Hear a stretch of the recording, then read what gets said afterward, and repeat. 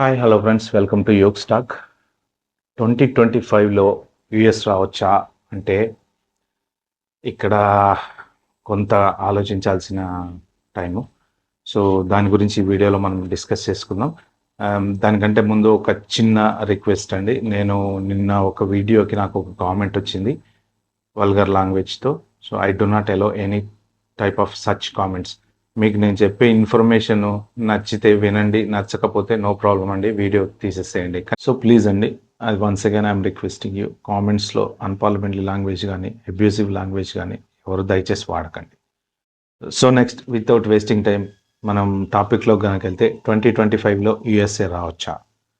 Right, ఇక్కడ చాలా ఇది చాలా కష్టతరమైన క్వశ్చన్ అండి. ఎవరు ఆన్సర్ చేసే క్వశ్చన్ కాదు. ఫస్ట్ థింగ్ మనం H1B తీసుకుందాం. H1B ఇప్పుడు మార్చిలో స్టార్ట్ అవుతుంది. ఎవరైనా అప్లై చేసుకుని H1B మీద రావాలనుకుంటే మీకు జెన్యున్గా జాబ్ ఉండి ఎవరైనా మీకు వీసా అప్లై చేసి మీరు పిక్ అయ్యి వస్తే ఇబ్బంది ఏం లేదు. రాగానే నాకు జాబ్ ఉంటుంది, అకామిడేషన్ ఉంటుంది, అన్ని ప్రాబ్లమ్స్ లేకుండా ఉంటాయి అనుకున్న వాళ్ళు డెఫినెట్గా రావచ్చు. వాళ్ళకి ఎటువంటి ప్రాబ్లమ్ లేదు. సో నెక్స్ట్ థింగ్, మీకు హైలీ స్కిల్ ఉంది, డెఫినెట్గా మీ స్కిల్ మీద మీకు నమ్మకం ఉంది, ఇక్కడ జాబ్స్ ఆ స్కిల్ మీద ఉన్నాయి అని మీరు కనుక ఎంక్వైరీ చేసినట్టయితే, మీరు కన్సల్టెన్సీ ద్వారా అప్లై చేసి పిక్ అయితే అది మీ కాన్ఫిడెన్స్. ఎందుకంటే మీరు కన్సల్టెన్సీ ద్వారా H1 చేసుకుంటే ఆబ్వియస్లీ చాలా అమౌంట్ పే చేయాల్సి వస్తుంది. ఆ అమౌంట్ అంతా భరించి తీరా ఇక్కడికి వచ్చిన తర్వాత జాబ్ లేకపోతే ఒక 3 నెలలో 4 నెలలో మీ సొంత ఖర్చులతో ఉండాల్సి వస్తుంది.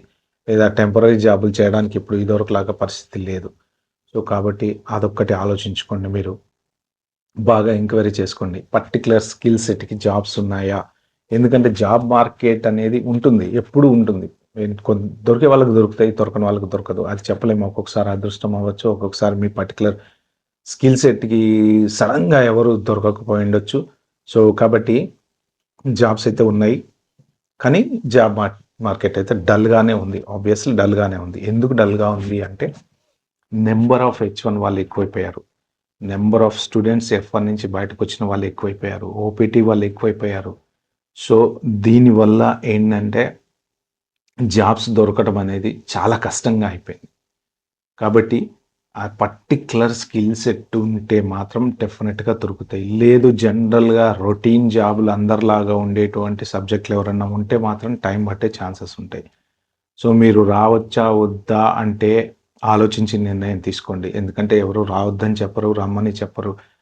ఇప్పుడు వచ్చిన తర్వాత జాబ్ వస్తే హ్యాపీ ఫీల్ అయ్యేది మీరే, లేకపోతే సిచ్యువేషన్ బాగాలేకపోతే కష్టపడేది మీరే. సో 2 రకాల ఆలోచన పెట్టుకొని, ఒకవేళ నాకు ఒక 6 నెలలు చూస్తాను, 1 ఇయర్ చూస్తాను, ఈ 1 ఇయర్ నన్ను నేను పోషించుకోగలను, జాబ్ రాకపోతే మళ్ళీ వెనక్కి నేను ఇండియాలో జాయిన్ అవుతాను అనుకుంటే మీరు రండి, నో ప్రాబ్లం, హ్యాపీగా. సో ద నెక్స్ట్ థింగ్ వచ్చేసి స్టూడెంట్స్ అండి, F1 స్టూడెంట్స్.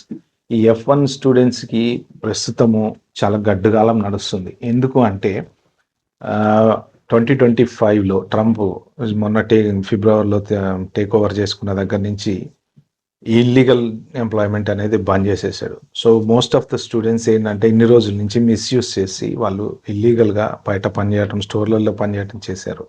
సో ఇది అందరికీ తెలిసిన స్టోరీయే. కాబట్టి ఈ ఇల్లీగల్గా జాబ్ చేయడం అనేది ఇప్పుడు లేదు. మీకు క్యాంపస్లో ఎంతమందికి జాబులు వస్తాయో ఎంతమందికి రావో తెలీదు. ఒకవేళ మీరు ఎలా ప్రిపేర్ అవ్వాలంటే, నేను యుఎస్ వెళ్తాను, నాకు ఎక్కడ జాబ్ రాకపోయినా క్యాంపస్లో బయట ఎక్కడ జాబ్ లేకపోయినా సరే, మీ 1 ఇయర్ కోర్సా 1.5 ఇయర్ కోర్సా ఇంటి నుంచి డబ్బులు తెచ్చుకొని నేను హ్యాపీగా చదువుకోగలను. తర్వాత నేను జాబ్ ట్రై చేసుకుంటాను. ఓపీటీ మీద జాబ్స్ వచ్చిన తర్వాత H1 పిక్ అయిన తర్వాత ఇంకా మీది డిఫరెంట్గా ఉంటుంది. ఆ అమౌంట్ మీరు స్పెండ్ చేయగలను. And once you completed your course, ఒకవేళ ఓపీటీ వచ్చిన టైంలో మీకు జాబ్ రాలేదు, ఫర్ ఎగ్జాంపుల్ 6 నెలలు అయింది, 1 ఇయర్ అయింది, 1.5 ఇయర్ అయింది. సో అప్పుడు మళ్ళీ వెనక్కి వెళ్ళే సిచ్యువేషన్ వస్తుంది. అంటే ఇప్పుడు మీరు పెట్టిన పెట్టుబడి 70 లక్షలు 80 లక్షలు కోటి రూపాయలు ఏదైతే ఉంటుందో ఒక్కొక్కసారి అది వేస్ట్ అయ్యే ఛాన్స్ కూడా ఉంది. ఇవన్నీ మీరు ప్రిపేర్ అయ్యండి. వేస్ట్ అయినా పర్వాలేదు, నో ప్రాబ్లం. మనకి చదువుకుందాము, జాబ్ ట్రై చేద్దాము, వస్తే వచ్చింది, లేకపోతే లేదు అనుకున్న వాళ్ళు రండి. ఇంకొకటి ఇంపార్టెంట్ థింగ్ ఏంటంటే, చాలామంది ఇప్పటి వరకు కూడా ఏదో ఒక యూనివర్సిటీకి మనం ఫీజు కట్టేసేసి అమెరికా వెళ్ళిపోదాము అక్కడికి వెళ్ళిన తర్వాత ఇంక ఎట్లా బతుకుదాము, డబ్బులు సంపాదిద్దాము అనుకునే వాళ్ళు మాత్రం దయచేసి రామాకండి. తొక్కి నార తీస్తున్నారు అమెరికాలో దొరికితే. ఐస్ వాళ్ళు రైడ్స్ కూడా చేస్తున్నారు. నేను ఆల్రెడీ చాలా వీడియోలు చేశాను.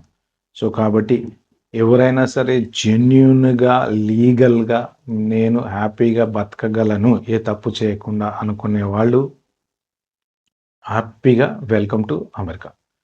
సో ఇది 2025లో H1 వాళ్ళు కానీ, ఎందుకంటే ఇప్పుడు ఇక్కడ పరిస్థితి ఎలా ఉందంటే ఇప్పుడు టక్కున ఏదో ఒక చెక్కింగ్కి ఎవరినో మెక్సికోలో పట్టుకోవడానికో ఇంకోళ్ళని పట్టుకోవడానికి వెళ్ళినప్పుడు కనుక మన వాళ్ళు దొరికితే వాళ్ళు అడిగే క్వశ్చన్లకు వీళ్ళు భయపడి టకటక మనం తడబడిపోయి ఎక్కడో ఒకటి దొరికిపోయి హిస్టరీలో పార్ట్ టైం జాబ్స్ లేకపోతే మనం ఇంతకుముందు చేసిన అలా డిపోర్ట్ అయిపోతున్నారు. కాబట్టి ఏంటంటే వాళ్ళు పర్టికులర్గా టార్గెట్ చేసి వచ్చి మనల్ని డిపోర్ట్ చేయాలని చేయట్లే. ఈ ఎవడి కోసమో వేసిన ఉచ్చులో మనం పడుతున్నాం అనమాట. సో అలాంటి సిచ్యువేషన్ ఉంది ఇప్పుడు. కాబట్టి మీరు కాన్ఫిడెంట్గా జాబ్ ఉంటే రండి. స్టూడెంట్ అయితే మిమ్మల్ని మీ ఖర్చులు మీరు పెట్టుకోగలను అనుకుంటే రండి. సిస్టమ్ని కూడా మన వాళ్ళు చాలా మిస్యూజ్ చేస్తున్నారండి. ఇలాంటి పరిస్థితులు రావడానికి కారణం ఏంటంటే మిస్యూజ్. ఎందుకంటే H1B వీసాల్లో ఒక్కొక్కళ్ళు 4 జాబులు 5 జాబులు చేస్తున్నారు. సో మిగిలిన వాళ్ళకి జాబులు ఆపర్చునిటీస్ పోతున్నాయి. దానివల్ల అన్ఎంప్లాయ్మెంట్ ఆబ్వియస్లీ పెరుగుతుంది. అంటే ఉన్నాయి చాలా. అంటే వాళ్ళు చేసేటువంటి పనులు నేను ఒక వీడియోలో ఆల్రెడీ H1 వీడియోలో చెప్పాను మీకు. ఇలాంటివన్నీ మనకు ఇచ్చిన ఆపర్చునిటీని మనం జాగ్రత్తగా వాడుకొని హ్యాపీ లైఫ్ లీడ్ చేస్తే ఏం ప్రాబ్లం లేదండి. కానీ వేరే కంట్రీ వాళ్ళని తక్కువ అంచనా వేసి మేమే తెలివి కల్లోళ్ళం అని చెప్పేసి మనం ఇష్టం వచ్చినట్టు అక్కడ చేస్తే వాళ్ళకి ఏదో ఒక రోజు కోపం వస్తుంది. ఎన్ని రోజులు మా ఆటలు సాగుతాయి? సాగవు కదా. అది ఎవరో చేసిన తప్పుకి ఎవడో బలన్నట్టు ఇంకా వాళ్ళు కొరడా చూపించడం మొదలుపెట్టారు. కాబట్టి ఏంటంటే ఇప్పుడైనా మేల్కొనండి, లీగల్గా ఉండండి, తప్పులేం చేయమాకండి. కాబట్టి మీరు ఎప్పుడు సేఫ్గా ఉంటారు.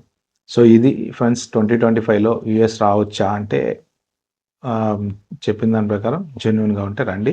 ఒకవేళ మీకు ఈ వీడియో నచ్చినట్టయితే ప్లీజ్ అండి ఒక నలుగురికి షేర్ చేయండి. ఎవరైనా యూఎస్ రావాలనుకునే వాళ్ళకి ఈ ఇన్ఫర్మేషన్ హెల్ప్ అవుతుంది. And thank you. Give me A like and subscribe to my channel.